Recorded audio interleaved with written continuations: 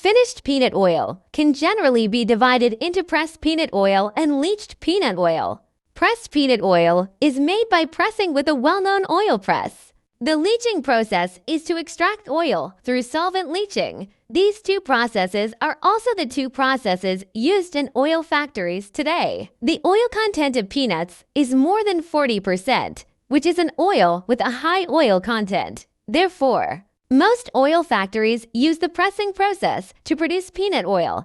It can be processed into strong flavored peanut oil or pressed peanut oil through different processes. The oil factory processes peanut oil from raw materials to oil.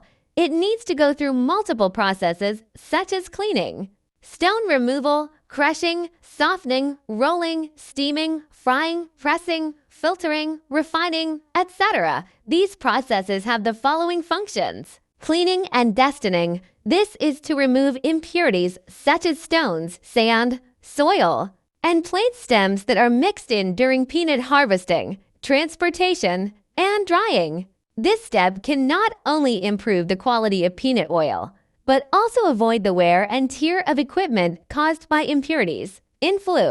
Crushing, softening, and billet rolling. The softening of crushed peanuts can improve the flexibility of the oil and reduce the powder level during billet rolling.